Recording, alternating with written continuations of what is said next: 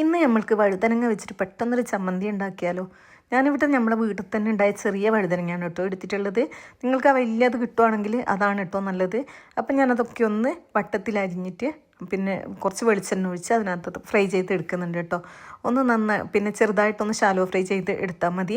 നിങ്ങൾക്ക് വേണമെങ്കിൽ ഈ സമയത്ത് മസാല പുരട്ടിയിട്ടും ചെയ്യാം കേട്ടോ. ഞാനിങ്ങനെ ഇത് മാത്രമായിട്ടാണ് ചെയ്യുന്നത്, കാരണം നമ്മൾ മുളകൊക്കെ ചേർക്കുന്നുണ്ട്. പിന്നെ ഇതൊക്കെ ഒന്ന് വറുത്ത് കോരിയിട്ടുണ്ട് കേട്ടോ. അതിനുശേഷം അതേ എണ്ണയിലോട്ട് തന്നെ നമ്മൾ കുറച്ച് പിന്നെ മുളകാണ് കേട്ടോ, നമ്മൾ വറ്റൽ മുളകില്ലേ അതാണ് ഇട്ടിട്ട് പിന്നെ എടുക്കുന്നത്. അപ്പം നിങ്ങൾക്ക് എരിവുള്ളത് വേണമെങ്കിൽ എരിവുള്ളത് എടുക്കാം. ഞാനിപ്പം കാശ്മീരി മുളകാണ് കേട്ടോ എടുത്തിട്ടുള്ളത്. അത് പിന്നെ കോരിയതിന് ശേഷം അതേ എണ്ണയിലോട്ട് തന്നെ ഒരു സവാളയുടെ പകുതിയും കുറച്ച് പുളിയും കൂടി ഇട്ടിട്ട് ഒന്ന് നന്നായിട്ട് തന്നെ സോട്ട് ചെയ്തെടുക്കുന്നുണ്ട് കേട്ടോ. ഈ സമയത്ത് നിങ്ങൾക്ക് വേണമെങ്കിൽ കറിവേപ്പില ഉണ്ടെങ്കിൽ ചേർത്ത് കൊടുക്കുക. എൻ്റെ അടുത്ത് ഇല്ലാത്തതുകൊണ്ടാണ്, ഉണ്ടെങ്കിൽ തീർച്ചയായിട്ടും ചേർത്ത് കൊടുക്കണം കേട്ടോ.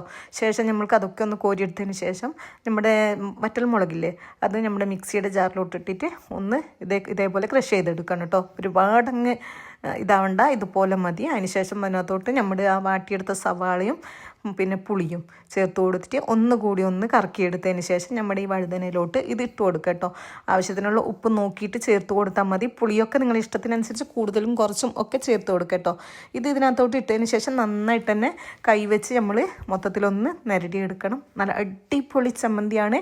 ചോറിൻ്റെ കൂടെ കൂട്ടാൻ ഇതുണ്ടെങ്കിൽ പിന്നെ വേറെ ഒന്നിൻ്റെ ആവശ്യമില്ല കേട്ടോ. ചൂടോടെ തന്നെ കഴിക്കണം. പിന്നെ പ്രത്യേകിച്ച് ഒന്ന് ശ്രദ്ധിക്കേണ്ടത്, വെളിച്ചെണ്ണ ഉണ്ടെങ്കിൽ വെളിച്ചെണ്ണയിൽ തന്നെ ഉണ്ടാക്കാനായിട്ട് നോക്കുക.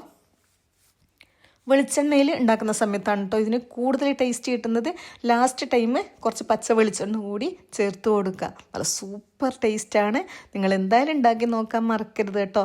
പിന്നെ എന്ന് വെച്ചാൽ നമുക്ക് പെട്ടെന്ന് ഉണ്ടാക്കി എടുക്കാനായിട്ടും പറ്റും. അത്ര വലിയ പണിയൊന്നുമില്ല. ഈ ചെറിയ വഴുതനങ്ങ എടുക്കരുതെന്ന് പറഞ്ഞത് ഇതുപോലെ കുറേ തൊലി കിടക്കും കേട്ടോ. അതുകൊണ്ടാണ് വലിയ വഴുതനങ്ങ ഉണ്ടെങ്കിൽ അതാണ് നല്ലതെന്നുള്ളത് പറഞ്ഞത് കേട്ടോ. ഞാൻ പിന്നെ എന്തായാലും വീട്ടിലുള്ളത് കൊണ്ട് ഇതെടുത്തുന്നേ ഉള്ളൂ.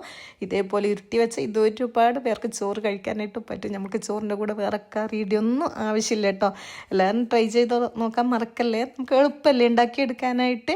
ഒരുപാട് തരം ചമ്മന്തി ചുട്ടിട്ടും ഒക്കെ ഉണ്ടാക്കലുണ്ട് അല്ലേ. ഇതുപോലെ ഉണ്ടാക്കാത്തവരുണ്ടെങ്കിൽ ഇതുപോലെ ഒന്ന് ട്രൈ ചെയ്ത് നോക്കുക. പുതിയ നല്ലൊരു വീഡിയോയുമായിട്ട് റെസിപ്പിയായിട്ട് കാണുന്നവരെ താങ്ക്സ് ഫോർ വാച്ചിങ്.